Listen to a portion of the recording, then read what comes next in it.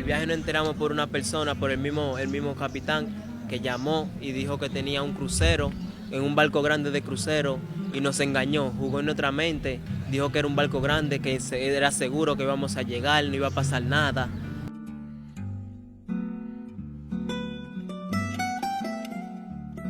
Y en el transcurso del viaje hubieron gente que no aguantaban el hambre y se tiraban al mar.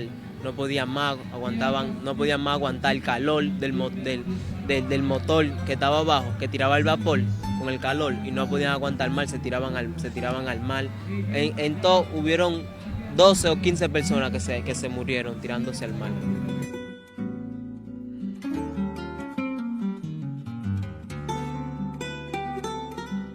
La historia de Joyce Paul bien pudiera ser la de cualquiera de los 842 migrantes haitianos que este martes regalaron en las costas de Villa Clara.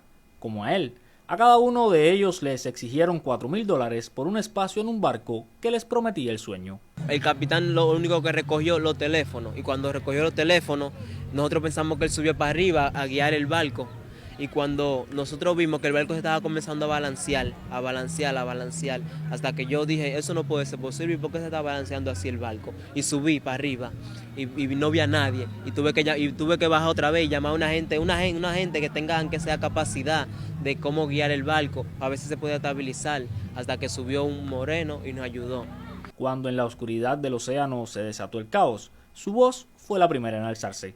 Yo pude salir hacia arriba y me subí arriba del techo del barco y comencé a alumbrar hacia Cuba, y comencé a alumbrar. Y ahí fue que a nosotros nos alumbraron con una linterna grande, alumbraron el barco, y yo pedí auxilio.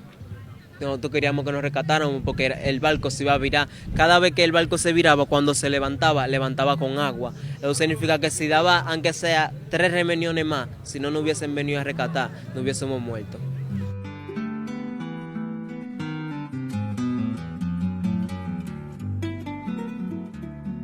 Eso fue un momento trágico. Hay muchas personas aquí que todavía pueden salir corriendo así solo. El trastorno de mental, que ya vivieron eso, como que vimos el infierno así, al frente de nosotros así.